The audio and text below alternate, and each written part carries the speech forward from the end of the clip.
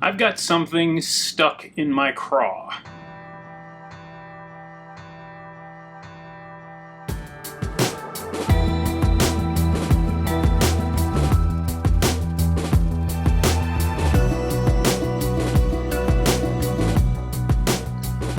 Welcome back, friends. Happy Monday.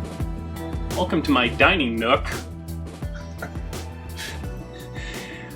First things first, when last we spoke, a handful of you bought some hostage tape, and there's been enough time now that I'm sure you've gotten it, and hopefully you've had time to use it a little bit. So I'd be curious to know down in the comments how that's working for you. If you're asking yourself, what the hell are you talking about, hostage tape, I'll put a link down in the description.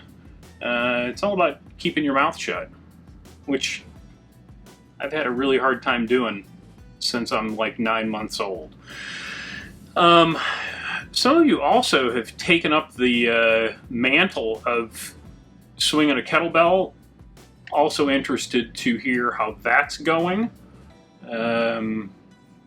Hopefully you're riding your bikes and going for walks and taking your vitamins like good little Hulkamaniacs.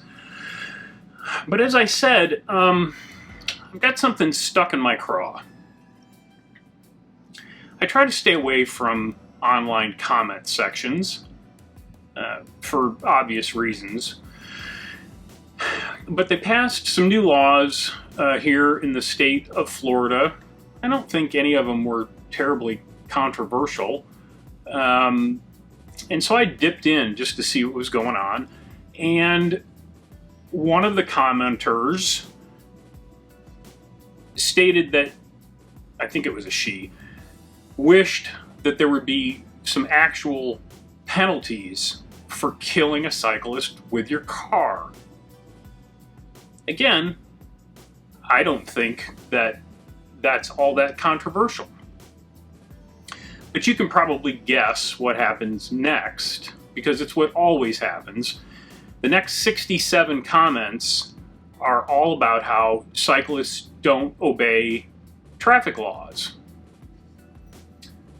Okay, but this is a false equivalency, and that's the thing that's stuck in my craw. This has been the argument for as long as I've been involved in bicycle advocacy. Someone brings up cyclist rights, and just because I want to ride my bike to work doesn't mean I should have to take my life into my hands. And then but you run stop signs, throwing a blanket over all cyclists.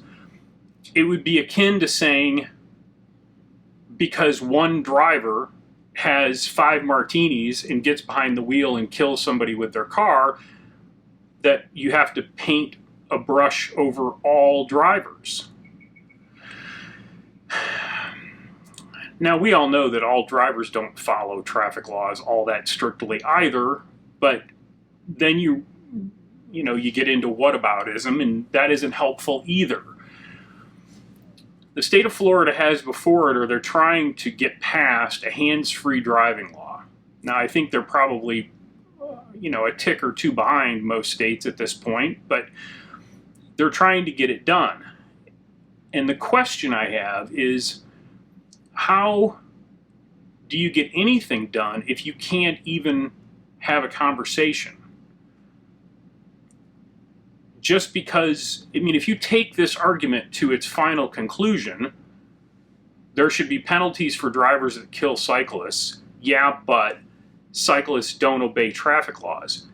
So does that mean that if you don't obey traffic laws that you deserve to die? That's where this argument goes. But you can't ever get to that point, because one person says something and then 27 other people pile on. And I just don't know how do you even have the discussion?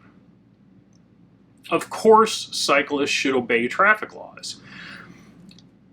That, comes down to education for the most part. And how do you do that? If you drive, you've got a DMV, which should theoretically educate drivers. And yet,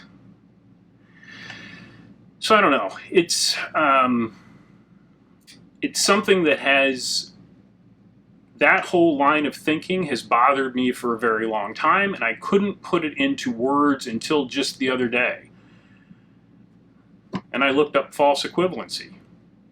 You know, in Romper Room, we learned about one of these things is not like the other. Well, running a stop sign is not the same as killing somebody with your car. As always, what do you think?